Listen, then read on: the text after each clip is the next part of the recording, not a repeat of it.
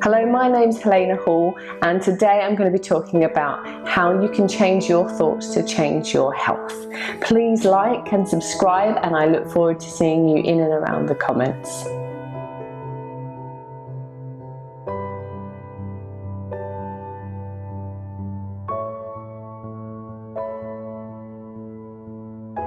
So our body is absolutely amazing.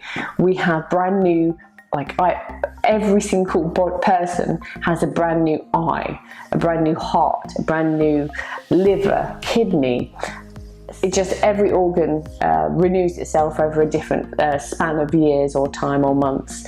But effectively, we are recreating ourselves all the time, and if we're recreating ourselves, why are we recreating disease or lack of health or death or age? Now that's why certain people age better than others, certain people look more youthful, certain people have health and others don't. There's a whole variation of this, and this is because the thoughts that we think, our environment, our subconscious mind has a huge part to play in our health. So with bearing that in mind, we can start to find out what are our unconscious thoughts and what is holding us back. So that's one part, as more of the environmental factors in your upbringing, and the second part is the potentially emotional traumas. So for myself, I was diagnosed with polycystic ovaries many years ago, and I went to the hospital, had lots of scans, was recommended to go on certain medications, which I refused to because previously when I had ME or chronic fatigue syndrome, any medications actually made me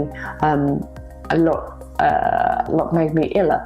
And so I didn't want to take any medications. I didn't want to add hormones into my system.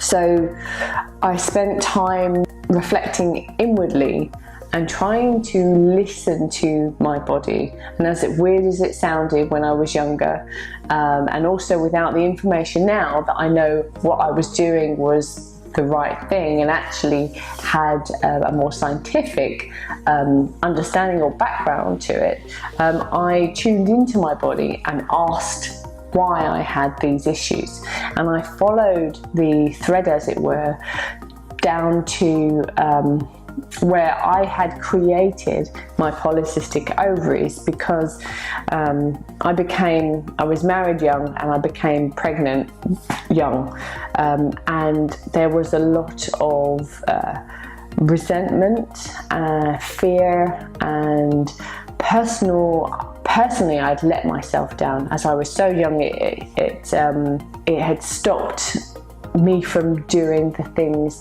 as a youngster that I wanted to do, such as education, and going into the different areas that I wanted to do, and it really changed my life completely. So I had a lot of shame and personal resentment, and as part of that I promised myself I'm never going to do that again. I'm never going to do that again. And I had internalized that I'm never going to do it again into creating problems with my ovaries so that I couldn't get pregnant again, that I wasn't going to be in that situation again. So as part of that, I had to follow that and release those feelings that I didn't know I had. I didn't know I was feeling, especially many, many years later, everything was going smoothly. I didn't realize that I had internalized an emotional trauma and caused my body to change. So in effect, my body was helping me to achieve what my intention was. My intention was that I was never going to do that again. I was never going to get pregnant again. And as part of that, I was having problems with my ovaries, having the cysts that were problematic and causing pain and affecting my fertility. So I focused in on that area and I forgave myself. I thanked my body for protecting me and for following my guidance and for following my intention, and I promised my body that I was not going to let myself down this again, that if I got pregnant, that I would do it when I wanted to get pregnant, and that I did want to be a mum again. I did want more children, and that it didn't need to do that.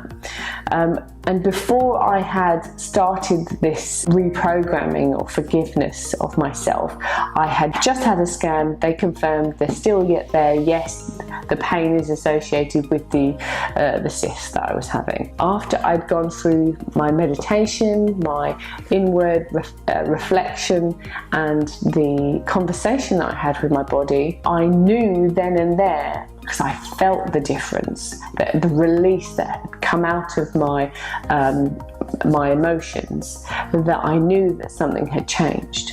And so I went back to the doctor and I said, I need to have another scan. After my session with myself, they scanned and they said, you have got no cysts on your ovaries, you do not have polycystic ovaries. So I knew then and there that, one, my body listened to my thoughts and my feelings, and it created something that was helping me to meet my thoughts and feelings, such as I didn't want to get pregnant again, therefore my body created a condition that would not, and that emotional, very highly charged emotion of frustration, regrets, had really enabled this issue to occur. And then my body also listened to me as I let it come out, and I forgave and I thanked and I was grateful, and I gave my body new information, which was that I wanted to have children, and I still wanted my ovaries to work, and it did that for me, and it transformed. Not only from the first time when I had Emmy, and I guess I haven't taken you through the process of what I've done through that, but it was very much along the same lines. I realised that I had created my own illness, because I create my reality, and therefore I had the tools in which to change my life and change my health. I reprogrammed my thoughts through visualizations, affirmations, and unpicking thoughts and beliefs that I had.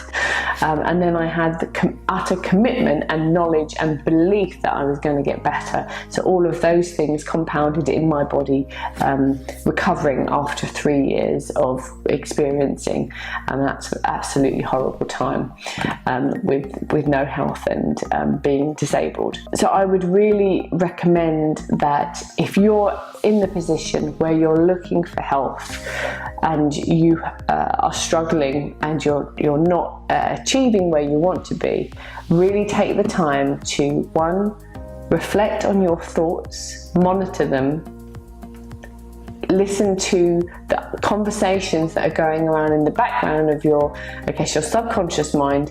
Are you negative? Are you positive? Do you believe that this is just part of what your life is, that it's genetic, that it was inevitable?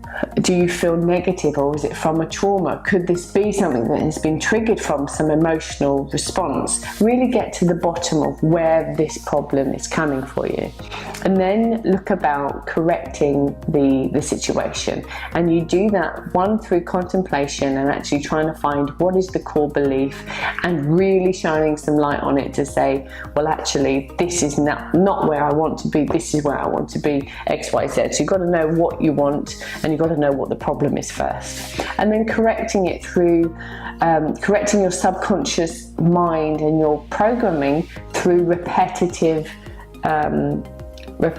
thoughts, whether that's affirmation, hypnosis, or self-hypnosis, and build the belief that you already have what you want. Get to the feeling once you've worked through all of the thoughts, the reprogramming, and you know what you're wanting through your intentions or your goals, and then really feel and believe. At this point, from everything that I've seen and from all the studies that I have read, this is the recipe for success. It's all a combination of those things.